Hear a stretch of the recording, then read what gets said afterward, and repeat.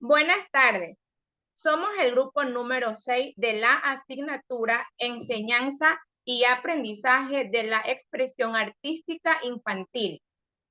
Nuestro grupo está conformado por las siguientes integrantes: Pungil Hanna Jenny de Los Ángeles, Santana Luna Ángela Margarita, Uyaguari Pizarro Fiorella Farley, Villao Carranza Linda Inés, Valenzuela Hurtado Melanie Vanessa.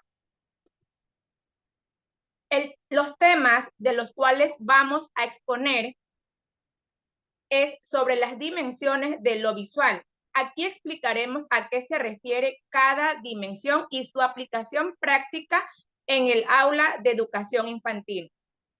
El siguiente tema a tratar es sobre el libro de la didáctica de las artes plásticas y visuales y sus investigaciones. Aquí explicaremos las diferentes representaciones y evolución del dibujo en el niño. Por último, nos vamos a referir sobre la inteligencia visual y el concepto de la percepción, cómo se aplica en el aula de educación infantil. Para ello, les voy a hablar sobre las dimensiones. El arte en educación inicial, en el medio por el cual los niños y niñas manifiestan toda su creatividad, lo cual es beneficioso para su desarrollo integral.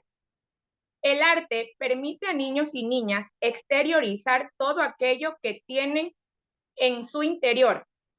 Les facilita comunicar sus pensamientos, emociones, opiniones, deseos, etc. La dimensión artística en la educación infantil consiste en lograr que niños y niñas se apropien de distintos modos expresivos y creativos para que cada uno de ellos y ellas simbolicen con sus sentimientos, emociones, pensamientos, puntos de vista y sobre todo la realidad ante otros mundos posibles. Entre las dimensiones que les vamos a detallar tenemos la dimensión apreciativa, la dimensión emocional y la dimensión productiva. La dimensión apreciativa. Los seres humanos, desde la primera infancia, aprenden a ver, a saber y a comprender a través del sentido de la vista, donde aprecia lo que se encuentra en su entorno. Es decir, que con la vista se recoge información llamativa y se transfiere al cerebro para despertar interés al realizar las diferentes actividades propuestas. La aplicación en el aula. Cuando la maestra indica una actividad con materiales concretos, los niños recogen información llamativa al observarla. Por ejemplo, vamos a mostrar un video de las figuras geométricas, luego mediante juegos y actividades en grupo, reforzando los conceptos al mismo tiempo que se fomenta la relación con el resto de la clase. También vamos a buscar objetos del aula que contengan las formas geométricas. Dimensión emocional. Se relaciona con todo lo que hace el niño, donde aprende a disfrutar de lo que hace, se siente feliz y lo motiva para ir descubriendo nuevos conocimientos. Que su maestra valore y se sienta contenta con lo que él realiza, donde el arte es una forma de expresarse por medio de los gestos, posturas, dibujos o colores que elige cuando está plasmando su creatividad, ya que demuestra por medio de esas actividades su estado de ánimo. La aplicación del aula. Por medio de un dibujo libre, demuestra su alegría mediante sus rasgos y los colores que utiliza. El niño, al terminar la actividad de la figura geométrica, espera con mucha emoción que la docente lo felicite por su logro y así vamos a hacer feliz a nuestros niños. La dimensión productiva. En esta dimensión nos dice que aquí se aprende, se hace, se representa y transforma.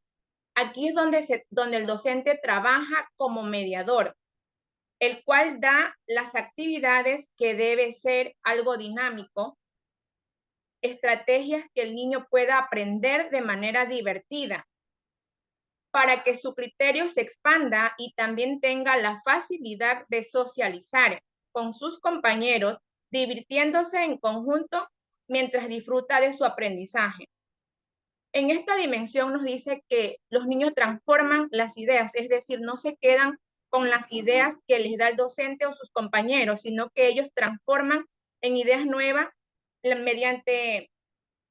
mediante emociones o sentimientos o dibujos, las cuales las expresan a sus mismos compañeros, aplicando diferentes técnicas. Para su aplicación en el aula, tenemos que a los niños en esta dimensión, tras la actividad realizada de las figuras geométricas, ellos se ven implícitos descubriendo cuán productivos son, pintando y decorando por sí solos, transformando sus ideas.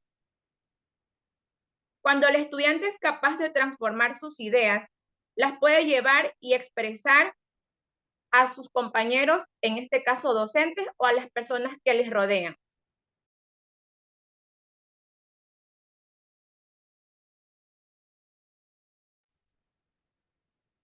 Diferentes representaciones y evolución del dibujo en el niño.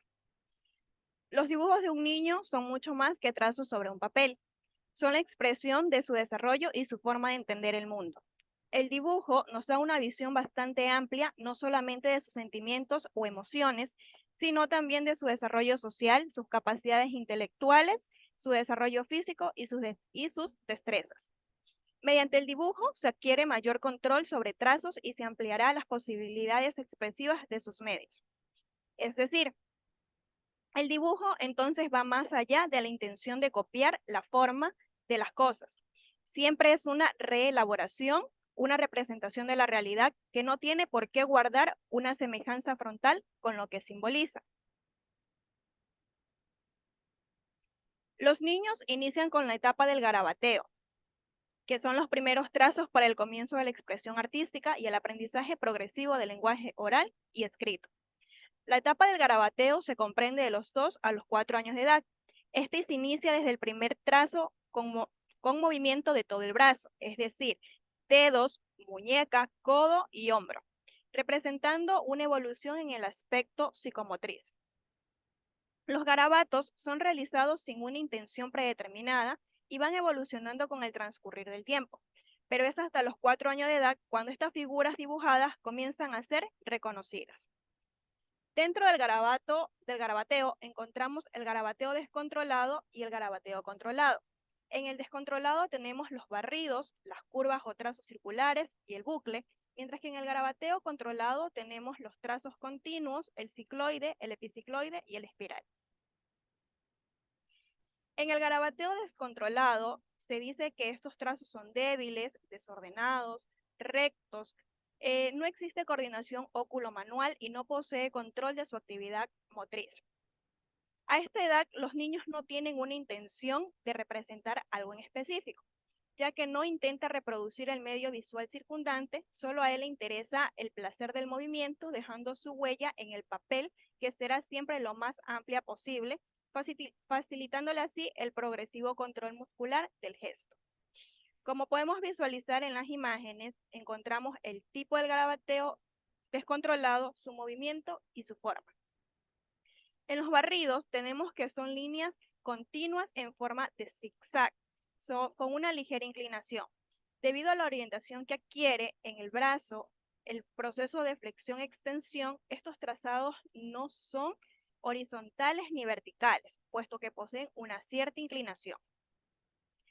Los bucles. Estos son dos movimientos, que es el vaivén del brazo respecto al codo y la rotación respecto al hombro. A esto se le añade la flexión de la muñeca, aparece el trazo denominado bucle. El bucle supone una rotación para cambiar el sentido del trazo que se está realizando. Es necesaria la aparición de la flexión de la muñeca para poder iniciar en la escritura. Finalmente tenemos las curvas o trazos circulares, que estos aparecen cuando el movimiento del vaivén del brazo sobre el codo se le añade el de la rotación del brazo en torno al hombro. La coordinación de estos dos movimientos da lugar a que los puntos de rebotadura desaparezcan, produciéndose trazados circulares o líneas curvas. El garabateo controlado. Nos dice que hay una mayor coordinación óculo-manual, es decir, que se consigue un control visual sobre lo que se realiza. El niño, al controlar los movimientos, disfruta de este descubrimiento. Estimula a variar sus trazos, la forma y dimensiones, notándose trazos verticales, horizontales o circulares. Sus trazos vienen a ser más ordenados, siendo la coordinación motora el logro más importante en esta fase. El propósito del niño es el de mover el lápiz sobre el papel, pues todo su placer procede del dominio que va adquiriendo sobre sus movimientos. Como podemos visualizar en la imagen, encontramos el tipo de garabateo descontrolado, sus movimientos y su forma. Donde el cicloide, el brazo se especializa en la realización de la dirección y la mano en la producción del sentido. Progresivamente se va dando una coordinación entre el sentido y la dirección. Con el trazo del cicloide ya nos acercamos al tema de la escritura, o sea, nos va dando soltura en la mano. El epicicloide es un cicloide descrito en un círculo. La rotación de la mano alrededor de la muñeca produce el bucle, mientras que la rotación del brazo alrededor del hombro produce la curvatura global. Los cicloides y epicicloides pueden servir como ejercicios preparativos para la escritura, al igual que el bucle. Finalmente tenemos el espiral, que como podemos observar son líneas que se van formando como un círculo que se trabajan en sí mismo o son líneas que van un poquito más arriba de las anteriores.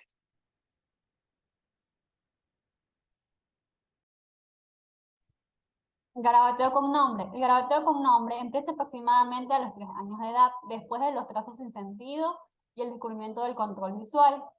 El niño empieza a darle nombre a sus garabatos, lo cual es de suma importancia, pues significa que su pensamiento está cambiando. ¿Cómo los nombra? Diciendo cosas como, esta es mamá o este es papá. Es importante aclarar que aunque el cambio es grande, los dibujos en sí mismos no han cambiado demasiado. Lo que sí cambia es la habilidad que tiene el niño para pensar qué es lo que quiere garabatear.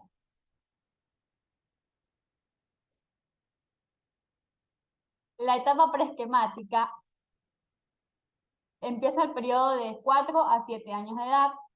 Después del garabateo desordenado, el controlado y el garabateo con nombre, el niño empieza una etapa de creación mucho más consciente. Es importante aclarar que los niños saben en realidad mucho más de su cuerpo de lo que dibujan. La mayoría de ellos son ya capaces de reconocer casi todas sus partes. Razones por las que el niño elige un color determinado. Muchas veces depende de su estado emocional o de la gama de colores que a él se le dispone.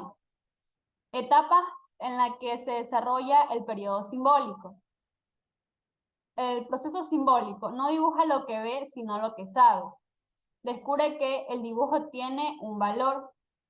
En el desarrollo del esquema corporal a su representación gráfica, van conociendo su esquema corporal ya que lo refleja en los dibujos.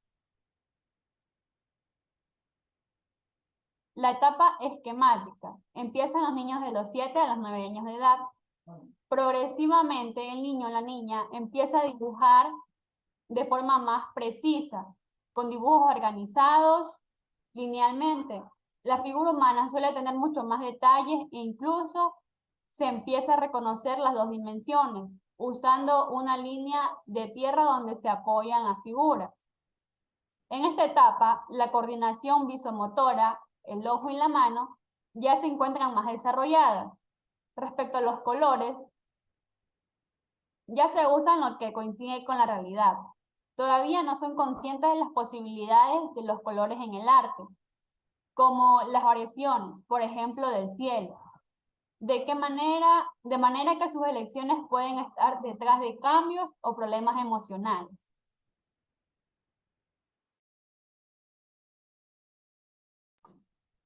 La inteligencia visual, por Howard Gardner. Comprende las habilidades como son el reconocimiento y elaboración de imágenes referenciales, distinguir a través de rasgos específicos de los objetos, la recreación de imágenes mentales, razonamiento acerca del espacio y sus dimensiones, del manejo. Esto permite que las imágenes sean externas e internas. Recorren el espacio, hacer que los objetos lo recorran, crearlas, transformarlas o modificarlas. Producir o codificar la información gráfica. En la percepción visual,